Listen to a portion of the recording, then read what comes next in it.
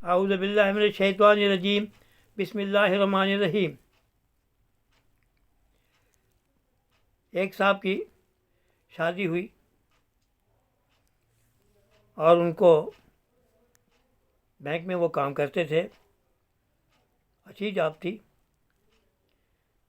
ماں باپ نے بڑی محنت سے پڑھایا تھا ان کو، لیکن کچھ سال میں وہ دونوں فوت ہو گئے۔ لیکن انہوں نے فوتگی سے پہلے ان کی شادی کروا دی تھی۔ بیوی گھر میں آ گئی تو دن رات یہ جھگڑا رہتا تھا کہ شوہر صاحب یہ کہتے تھے کہ بھائی خرچہ دیکھ بھال کے کرو، جو پیسے ہوتے ہیں وہی میں آپ کو دیتا ہوں، جو مجھے ملتے ہیں تو دیکھ بھال کے کرو خرچہ۔ اس میں جھگڑا بڑھ جاتا تھا، اور یہاں تک کہ کئی دن تو یہ ہوتا تھا کہ ایک دوسرے میں بول چال بھی نہیں رہتی تھی۔ نتیجہ یہ ہوا کہ 2 سال گزر گئے، 2 بچے ہو گئے۔ انہوں نے ایک دن یہ کہا کہ دیکھو ہمیں جو تنخواہ ہے محدود ملتی ہے، خرچہ حساب سے کیا کرو، تاکہ آخری دن میں مجھے کچھ نہ کچھ قرضہ لینا پڑتا ہے، اور قرضہ ابھی اترا بھی نہیں ہے۔ شادی پر بھی کچھ خرچہ لیا تھا والد صاحب نے، وہ بھی ادا کرنا ہے، تو آپ ذرا دیکھ بھال کے خرچہ کرو۔ چیزیں بہت سی ایسی ہوتی ہیں جو پڑی ہوتی ہیں تم اور منگوا لیتی ہو، وہ خراب ہو کے جاتی ہیں، اس سے پرہیز کرو۔ تو جھگڑا بڑھ گیا۔ وہ ان کی بیوی کسی کا کہنا مانتی نہیں تھی، کہتی تھی کہ آپ تو کنگلے ہیں، آپ کے پاس ہے کیا؟ اور جب اس کی ماں آتی تھی وہ بھی اس کے میاں کو سناتی تھی باتیں کہ ہمیں کیا پتہ تھا کہ تم فقیر ہو، شادی تو بڑی دھوم دھام سے کی تھی، بھائی محنت کرو، لاؤ پیسے، اس کو دو، خرچ پورا کرو۔ وہ کہتا تھا اماں جی میں کیا کروں، میری آمدنی محدود ہے، میں تو سارا پیسہ ان کو دے دیتا ہوں، ان کو چاہیے کہ یہ دیکھ بھال کے خرچہ کریں۔ ایک دن ایسا ہوا کہ وہ ان سے لڑائی جھگڑا بہت ہوا، تو وہ اپنا بریف کیس لے کے، بیگ لے کے اور بچے لے کے اپنے میکے چلی گئی۔ انہوں نے کچھ نہیں کہا، یہ تو بہت شریف آدمی تھے۔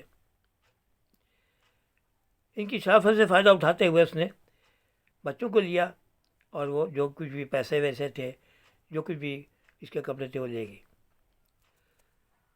یہ کچھ دن انتظار کیا، لیکن پھر یہ گئے میکے میں، تو ان کی ساس نے دروازے سے آتے ہی ان کی خبر لے لی اور بہت ذلیل کیا کہ ہمیں نہیں پتہ تھا کہ ہمارا واسطہ جو ہے کسی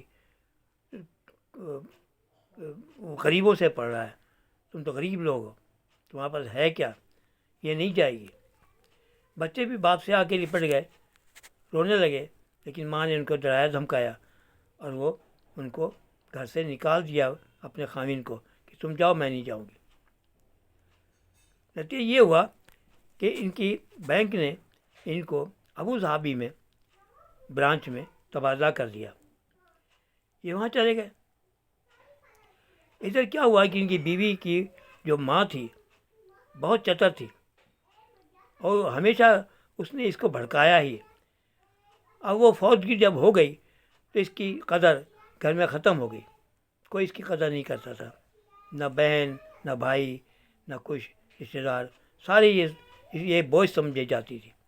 تو ایک دن یہ ہوا کہ وہ ماں بھی فوت ہو گئی، اور بھائیوں نے بھی برا سمجھنے لگا، اور بھابھیاں بھی برا سمجھتی تھیں۔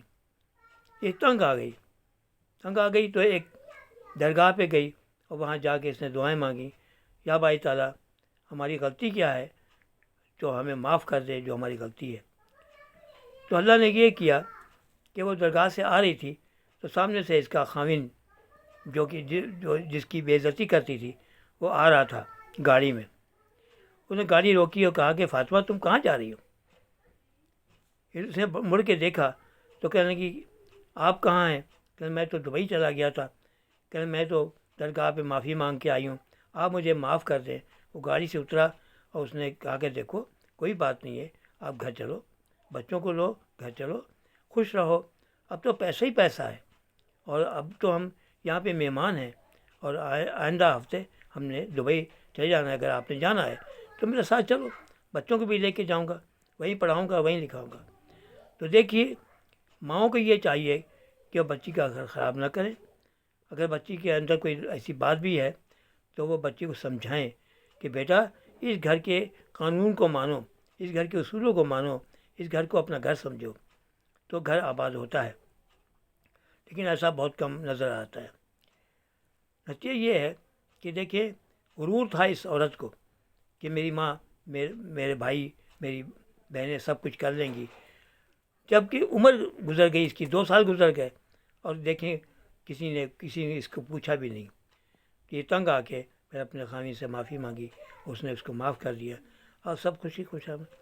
تو یہ ہے کہ انسان کو آپس میں پیار محبت سے رہنا چاہیے، ایک دوسرے کے دکھ درد کو سمجھنا چاہیے، ایک دوسرے کے حالات کو سمجھنا چاہیے۔ اور اس وقت اتنا ہی ہے۔ اگر بات پسند آئی تو بیل آئیکن میں کلک کرنا، اپنے دوستوں کو شیئر کرنا۔ خدا حافظ۔ پاکستان زندہ باد، پاکستان زندہ باد، پاکستان زندہ باد۔